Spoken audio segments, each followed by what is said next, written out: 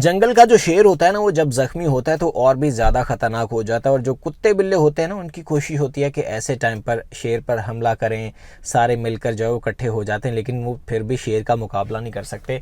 कुछ इसी तरह के हालात जो है पाकिस्तान क्रिकेट टीम में चल रहे हैं। बाबर आजम दुनिया का नंबर 1 खिलाड़ी है और तकरीबन 3 साल से जो है वो लीड कर रहा है और पूरी दुनिया पर राज कर रहा है। थोड़ा सा मुश्किल टाइम है, थोड़ा सा, ज़्यादा मुश्किल टाइम नहीं है, गुजर जाएगा। ये बाबर आजम पर ये टाइम भी गुजर जाएगा।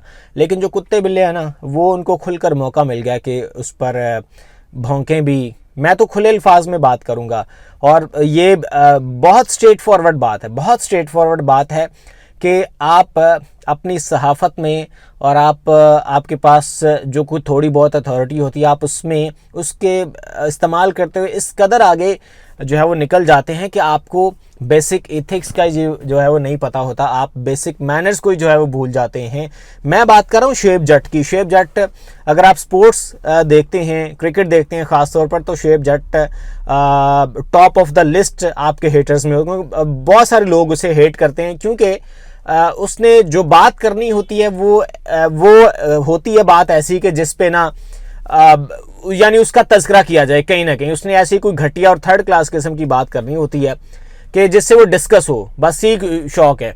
और जिस तरह इमरान खान का नाम इस्तेमाल करके बहुत सारे जो छोटे तबके के लोग हैं ना, फिरदौस आशिक अवान हो गई, ये फयाजुल हसन चौहान जैसे लोग, ये वो इमरान खान को बुरा भला कहते हैं और ट्रेंडिंग में आने की कोशिश करते हैं। तो इसी तरह शुएब जट का भी यही वतीरा है कि उसने ट्रेंडिंग में आने के लिए उसने बाबर आजम का नाम इस्तेमाल करना। तो उसको पता कि ये नाम टॉप पे है, इसको मैं अगर हिट करूंगा, इसको टारगेट करूंगा, तो मैं खुद ब खुद जो है वो सोशल मीडिया पे कहीं ना कहीं ट्रेंडिंग में आ जाऊंगा। एक बहुत ही घटिया हरकत की गई है। ज़रा आप पहले ये हरकत सुन लीजिए, मैं फिर इस पर बात करता हूँ। बाबर आजम के मुतालिक जो है वो ये कुछ खबरें चल रही हैं ना आजकल के। बाबर आजम ने कॉल्स किए ज़का अशरफ को और ज़का अशरफ ने आगे से कोई कॉल नहीं अटेंड की।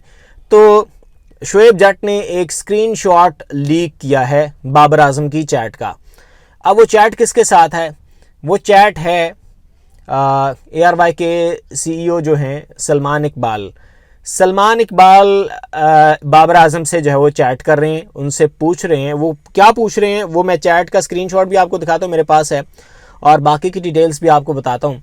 सलमान इकबाल चूँकि कराची किंग्स के ज़ाहिर ऑनर भी हैं और बाबर आजम कराची किंग्स की तरफ से खेलते हैं, तो सलमान इकबाल के साथ ज़ाहिर अच्छे टर्म्स भी हैं बाबर आजम के। सलमान इकबाल ने बाबर आजम को मैसेज किया और वो जो गुफ्तगू है उसका स्क्रीनशॉट हाथ लगा है शुएब जट के। अब वो हाथ कैसे लगा, सलमान इकबाल ने खुद दिया या कैसे पहुंचा, वो एक अलग डिस्कशन है। लेकिन उस चैट को, उस स्क्रीनशॉट को पब्लिक किया गया है और उस पब्लिक करने पर बड़ा स्ट्रिक्ट रिएक्शन भी आया है। ज़रा सबसे पहले हम ये स्क्रीनशॉट देख लेते हैं। मैं आपको हल्का से दिखाऊंगा, उसके बाद मैं आपको पढ़ के सुनाता हूँ। ये ज़रा आप देख लें,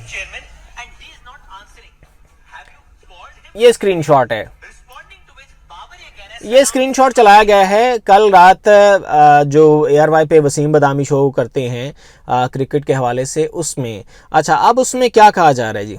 ये मैसेज है सलमान इकबाल की तरफ से। Babar, there's also been this news circulating on TV and social media that you have been calling chairman and he's not answering.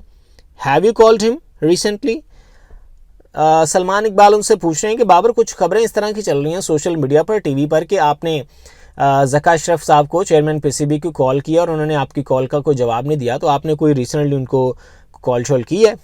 आगे से जो बाबर आजम का रिप्लाई आता है, सलाम सलमान भाई, मैंने तो सर को कोई कॉल नहीं की। आगे से वो मैसेज करते हैं ओके थैंक्स। यानी बाबर आजम इस बात की तरदीद कर रहे हैं कि मैंने चेयरमैन PCB को कोई कॉल नहीं की। और ये खबरें भी जो है वो इसी तरह सोशल मीडिया पर चल रही थी, उन्होंने कॉल की है। अब